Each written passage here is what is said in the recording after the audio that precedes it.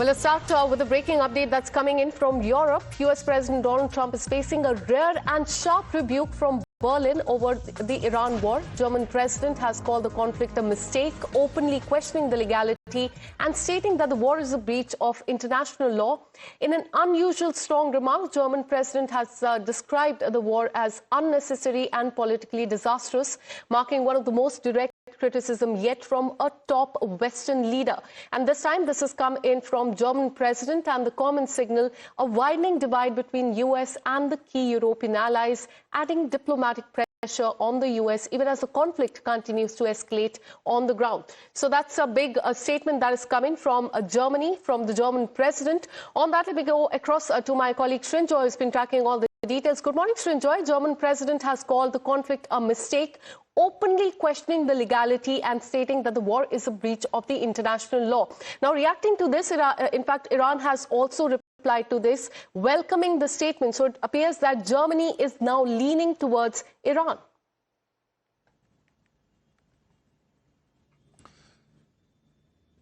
The Germans, the British, the French, all of them, the Greeks, all of them, if you remember, were asked by President Trump to have vessels for the security and the escort of carriers and tankers and merchantmen through the Straits of Hormuz.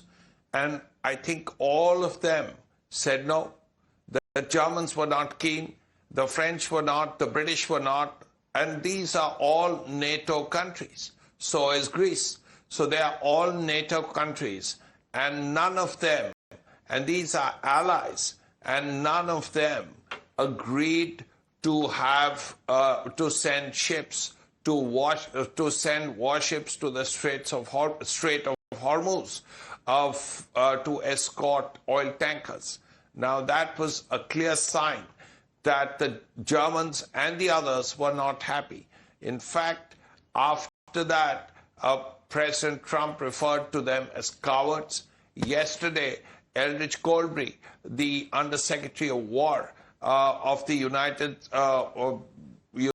States, was here in Delhi. He is here still. And he said that, without mentioning Europe, that some of the traditional allies were going down and they were not rising in the way America was and India was. So it's a clear sign of, another clear sign of the differences between the traditional allies that the Americans had in Europe, Germany, France, Britain, Italy, whoever, who are part of NATO, and America. There is a clear difference between America and Europe, and the difference is getting more and more stark every day. Absolutely, because just few days back, Donald Trump had sought help from various of his allies, including Germany, but they had said no as far as the passage of vessels to Strait of Hormuz is concerned, saying that it is not our war to fight. In fact, we have more breaking news coming in. As you also mentioned, that as far as the European allies are concerned, the close allies of Donald Trump, they are divided over the war. And a new statement has come in from the French president amid the ongoing West Asia conflict. A major diplomatic push is coming in from France. President has spoken directly to his Iranian counterpart, urging immediate de-escalation. In fact, Macron has called for the end to the ongoing attack in the region, stressing what he described as the absolute necessity of halting the attacks. In fact, let me take you through what he has posted on social media, a statement that has come in from him. He has said that I spoke with the president of Iran, his counterpart. I emphasize the absolute necessity of ending the unacceptable attack against countries in the region. He's talking about the Gulf countries, protecting energy and civilian infra, and restoring the freedom of navigation in the Strait of Hormuz. So that remains a very crucial point, because as far as Donald Trump is concerned, he had also sought help from France as far as the navigation through Strait of Hormuz is concerned. He goes on to say that I urge Iran to engage in negotiation with good faith to open a path towards de-escalation and establish a framework that can meet the international community's expectation regarding Iran's nuclear and missile programs, as well as the destabilizing regional activities as well. Finally, I also urged Iran to swiftly facilitate the return to France of two of their officials there. But this remains the important point.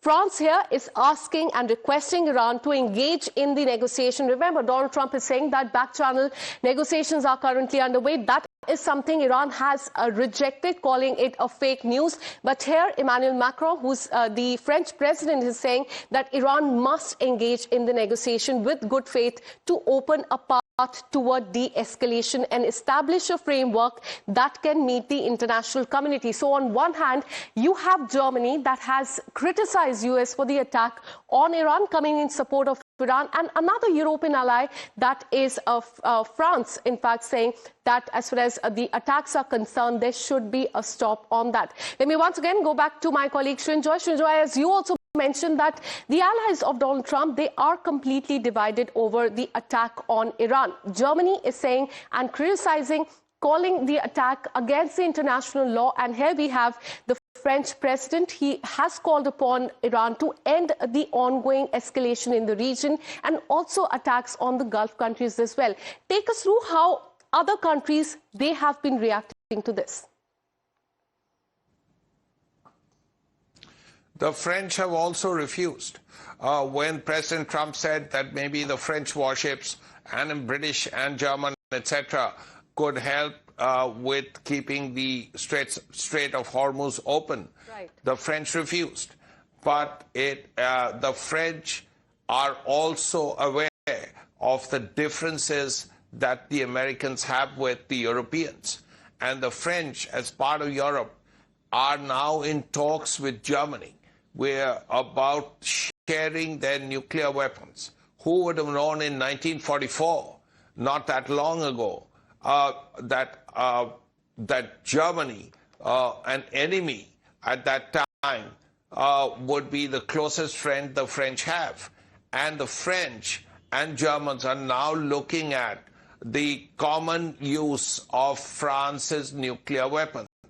Now that is actually a sign that America is less trusted than it was, because in the past, the American nuclear umbrella was all that was necessary for countries, for European countries that did not have nuclear weapons.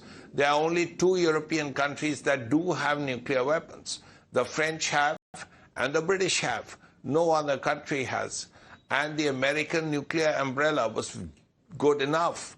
Today, the Germans and French are talking about sharing the French nuclear weapons. Now, that is a sign of less faith in America overall, and certainly less faith in Trump's America. Absolutely. In fact, as far as the allies of Donald Trump are concerned, they are completely divided over this, because he had also sought help from different countries, including France and Germany, as far as clearance of the passage of Strait of Hormuz is concerned. But they said no, that this is not a war to fight. Stay on with us, Srinjoy. We have another breaking update coming in, and this one is coming from a Gulf country